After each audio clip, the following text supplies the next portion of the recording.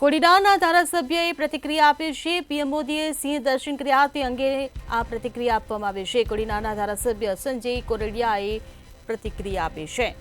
તો વડાપ્રધાન નરેન્દ્ર મોદીની સિંહ દર્શન મુદ્દે ભાજપ ધારાસભ્યની પ્રતિક્રિયા સામે આવી છે। દેશના વડાપ્રધાન બન્યા બાદ પહેલી વખત આ મુલાકાત કરી હતી, ત્યારે સાસણ ગીર તો પીએમ મોદીનું પ્રિય સ્થળ રહ્યું છે તેવું ધારાસભ્યએ નિવેદન આપ્યું છે। તો આવનાર સમયમાં વિકાસની નવી દિશા અહીંયા ખુલશે હોવાનું જણાવ્યું છે। ત્યારે ભાજપ શું કરે છે તેના વિરોધ કરવાનું કામ કોંગ્રેસ કરે છે તેવો આક્ષેપ પણ લગાવ્યો છે। સાસણનો આવનારા સમયમાં સૂર્યોદય થશે તેવું નિવેદન સંજય કોરડિયાએ આપ્યું છે। તો આ સાથે જ તેમણે કહ્યું કે ટુરિઝમ ક્ષેત્રમાં સાસણ ગીર ટોપ પર રહ્યું છે। ત્યારે કોડીના ધારાસભ્ય સંજય કોરડિયાનું આ નિવેદન સામે આવ્યું છે। પીએમની સિંહ દર્શન મુદ્દે ભાજપ ધારાસભ્યની પ્રતિક્રિયા સામે આવી છે। તો દેશના વડાપ્રધાન બન્યા બાદ આ પહેલી મુલાકાત હતી વડાપ્રધાનની, ત્યારે સાસણ ગીર તો પીએમ મોદીનું પ્રિય સ્થળ રહ્યું છે તેવું ધારાસભ્યએ પ્રતિક્રિયા આપી છે। તો આવનાર સમયમાં વિકાસની નવી દિશા અહીંયા ખુલશે હોવાનું નિવેદન આપ્યું। તો આ સાથે જ કોંગ્રેસ પર આક્ષેપ લગાવ્યો છે। જણાવ્યું કે ભાજપ શું કરે છે તેના વિરોધ કરવાનું કામ તે કોંગ્રેસ કરે છે। તો સાસણનો આવનારા સમયમાં સૂર્યોદય થશે તેવું ધારાસભ્યએ નિવેદન આપ્યું છે।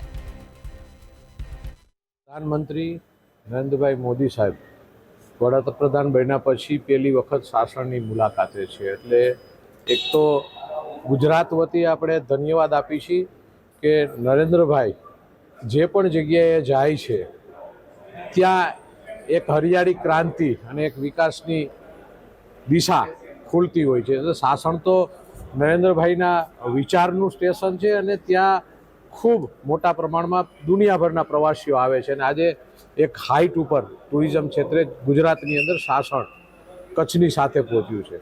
એટલે નરેન્દ્રભાઈ આવવાથી એક નવી હાઇટ મળશે અને કોંગ્રેસના મિત્રો પાસે, કારણ કે ભારતીય જનતા પાર્ટી શું કરે છે એના વિરોધ કરવા સિવાય કંઈ નથી। સાચા મુદ્દા હોય, સાચા વિચારો હોય તો એ ખરેખર રજૂ કરવા જોઈએ, પણ એમની પાસે કંઈ વિચાર જ નથી। દેશના પ્રધાનમંત્રી આવતા હોય તો ખરેખર એમને ગૌરવ કહેવું પડે કે ગુજરાતના પનોતા પુત્ર છે ને સાસણ આવ્યા છે। અમને આનંદ છે કે સાસણની અંદર કંઈક નવો ગુજરાતની અંદર સૂર્યોદય થશે, એવા સારા વિચારો એની અંદર થવા જોઈએ, પણ એમના વિચારો જ નથી એટલે એમાં સારા વિચારની અપેક્ષા રાખી શકાય નહીં। એટલે કોંગ્રેસના મિત્રોને જે બોલવું છે આ જ બોલવાના છે, એટલે એના વાતને જવાબ દેવાનું પણ યોગ્યતા નથી।